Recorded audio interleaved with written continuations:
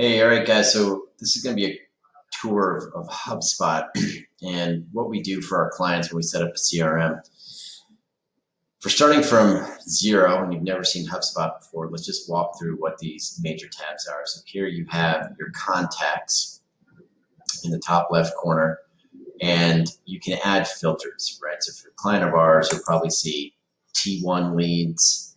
That's a filter, and that's a filter for prospects who have replied to our campaign messaging. When a T1 lead replies to our campaign messaging, that means they've officially raised their hands and they're no longer a marketing qualified lead. They are now a sales qualified lead, and that ball is officially in your court. That means that that is somebody who you need to be continuing the sales conversation going forward if that's going to take place. T2 leads, that's going to be anybody who has accepted to be in your social ecosystem, or they have viewed your content, they've engaged with your content, they have not replied. There hasn't been a clear hand raise, so to speak.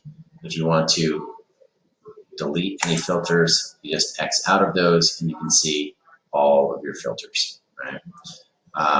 Now, when you're looking at a contact, let's just walk through what we have. Name, email, who the owner is, right? So if you're working on a team, this is going to be, each contact can be assigned to a team member in your organization. Associated company, activity date, lead status, create date, campaign reply status. Really the main things you want to look at are stacked in the front. So we'll have the name, email, phone, etc. Now this is sample data, so we don't have all the data here. This is for demo purposes, but when you click into a contact, what you're going to see here, just remove my face from that video. This is how it's going to be set up. You'll see the name and the company, and each one of these little modules up here allows you to take an action that's relevant to the contact, and I'll walk through that for you. But on the left-hand side here, you're going to see all the info that you'll need for a contact, if you're speaking with a contact, if you're recording information about a contact, et cetera, et cetera. So company name, email, phone number, location, campaign, reply status, membership notes, right? So if you want to put something in there, where did this person come from? Do they know a friend of a friend? Anything that's relevant from a sales standpoint, you can put into the membership notes. LinkedIn URL, Twitter URL, website URL. Again, this is demo data, so we're not going to have all of it. But if you want to click on a link, you'll see a little icon on the right-hand side to click out and open up that URL. So ideally with prospects, let's see if we have some other ones here. So I can grab.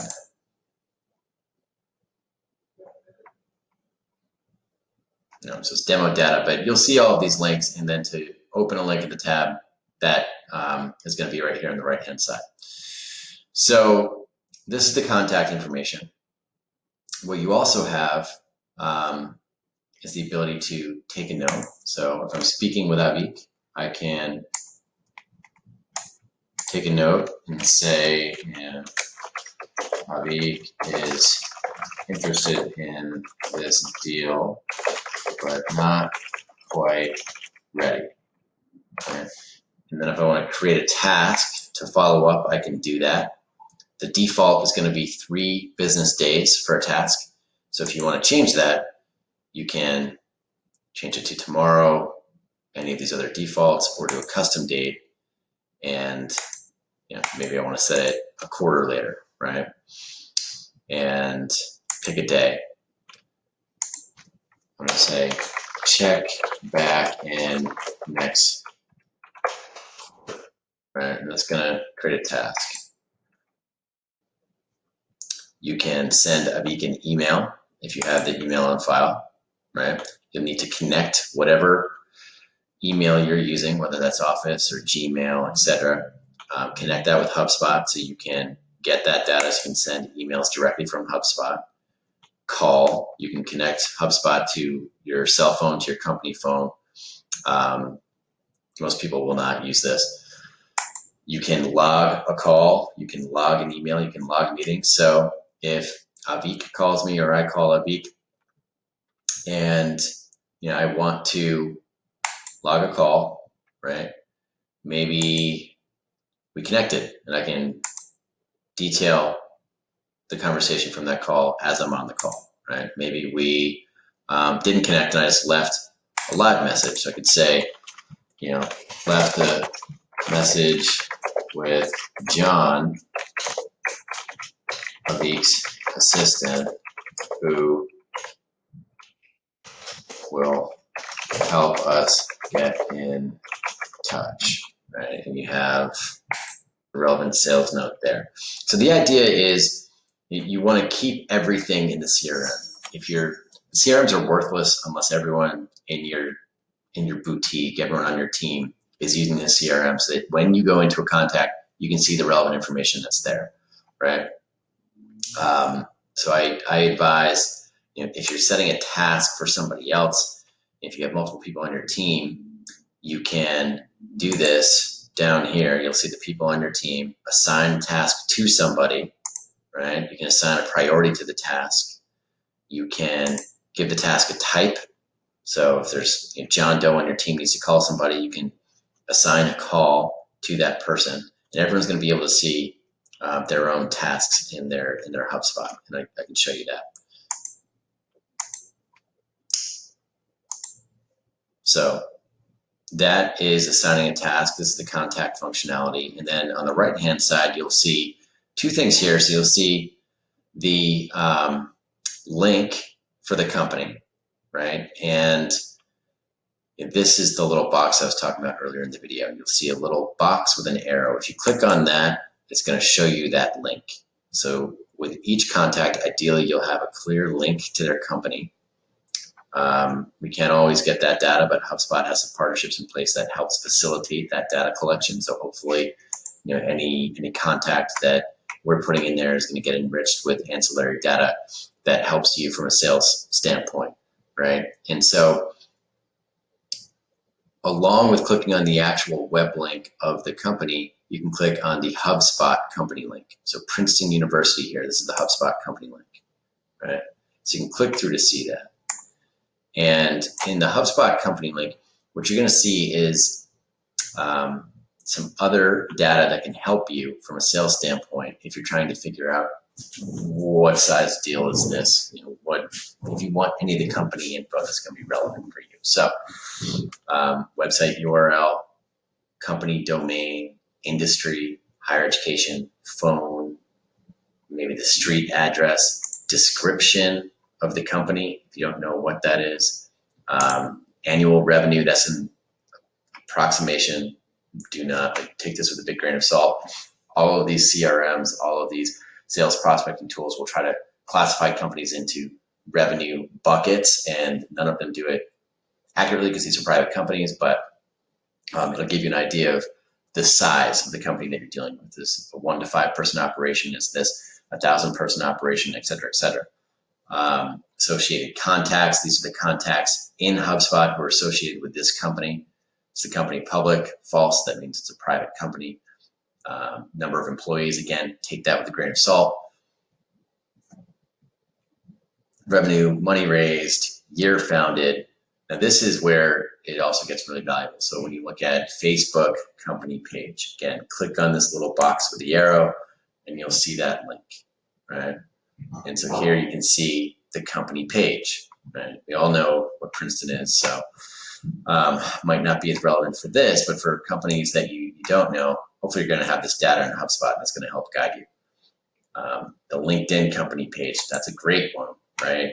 LinkedIn doesn't offer too much information about companies, but if you go to the About section, you'll see the contact info.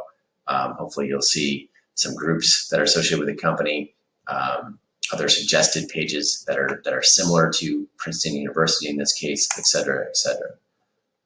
Twitter bio, Twitter handle, right? So being able to just click out and go to Twitter and see their Twitter. What have they been talking about, right? Especially if this is a small company and you're on the phone with a decision maker.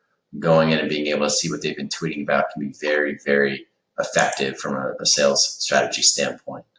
Time zone, et cetera, et cetera, et cetera. So that's the company functionality. Contacts, companies, all right here, or the top left. Activity feed, right? I have not synced up this demo account with my email, but you'll be able to see your activity, who has opened what emails, right? How many opens. Again, very powerful from a sales standpoint.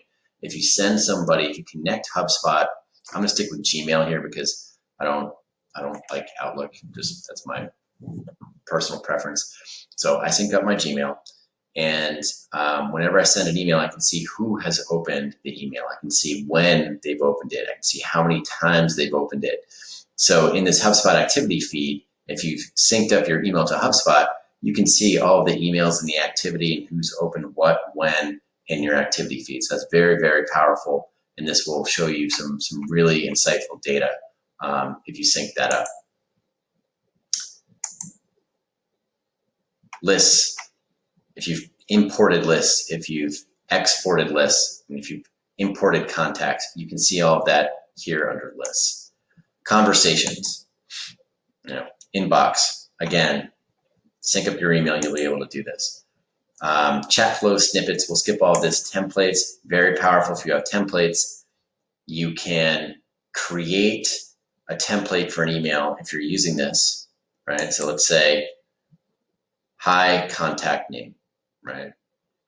So this is going to populate the first name of the contact, whoever you're sending it to. You write a template email, have your signature in there, edit your email signature. You can do all of this right through HubSpot, but just want to make you aware this is an intro video, so we'll dig into this more about how to do this.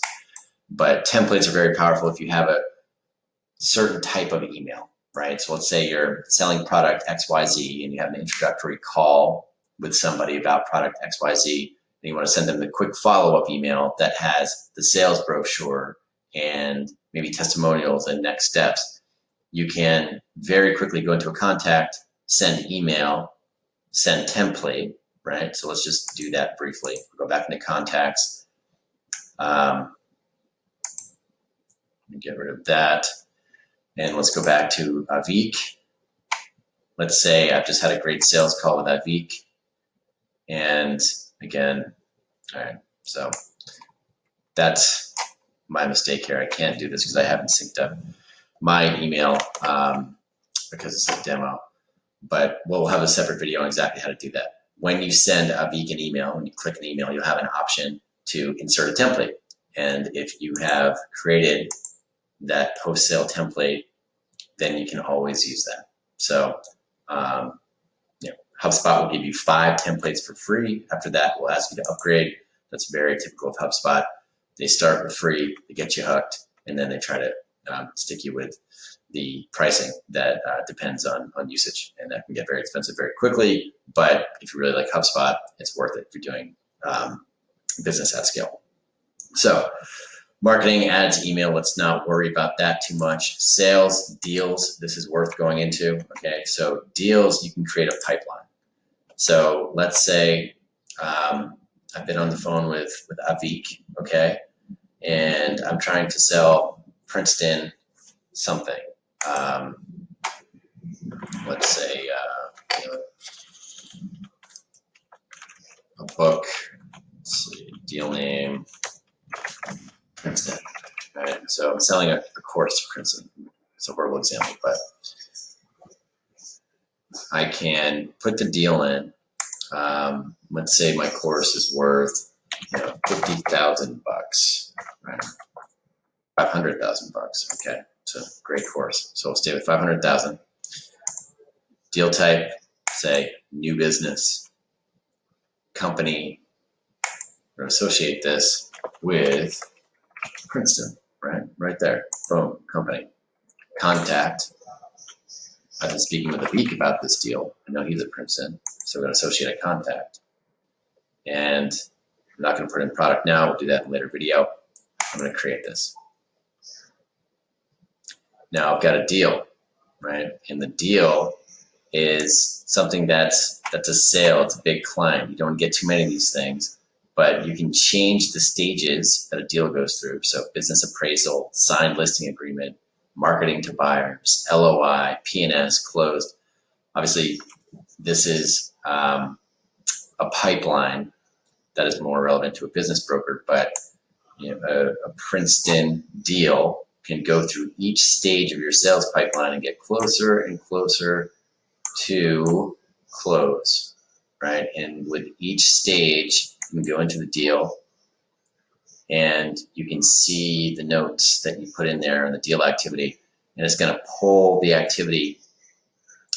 If I put a note in with Avik, I'm going to see that deal activity, right? So if in Avik, I put in a note, moving closer to the Princeton sale, exclamation point, right? Put in that note.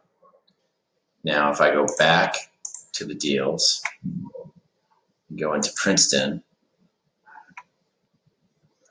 I'm going to see the note that I just put into Avik's thread, because the deal will pull the activity from any contact who is associated with that deal. So if you're speaking with multiple decision makers in Princeton and you want to add those contacts into the deal, the sales deal, Princeton, whenever you put a note into any of those individual contacts, that's all going to get pulled into that deal. So we'll do another video on that as well. Just want you to know this is where the deal pipeline is. You can customize it. Very, very powerful for any B2B sales professional, once you get comfortable with HubSpot. But first, start with contacts and companies. Just use that. Take notes, assign tasks. If you're using that functionality regularly, then you can worry about all this other stuff. So moving on to tasks really quickly. When you go into tasks, right, you can set this as your home page. You can just star it and put it into your browser, set your browser to open up your tasks. It's a great way to stay disciplined and just go through and click your tasks. When you go into sales and tasks, right, you're going to see your open tasks. You can see tasks assigned to anybody in your company, right? So you can see all users. You can see tasks assigned to one user, tasks assigned to no owner, et cetera, et cetera. So I'm going to say the test dummy task. And when you go into a task, like, you don't even have to click in if you know what it is. You can just check it off right here, right? Or you can go into any task, look at it for more information, make whatever call you need to make, send whatever email you need to make, whatever that task is, and then check it off directly in there, right? And so check it off. And then ideally, you wind up with a nice empty task page, which I've never learned how to do. So if you do learn how to do that, you can show me. But typically, if you're using this regularly, which I certainly am, my team is, you'll have a lot of tasks going back and forth, and this will fill up, and so you'll have to really learn how to prioritize and make sure that these things are touched regularly so that you are working through your tasks.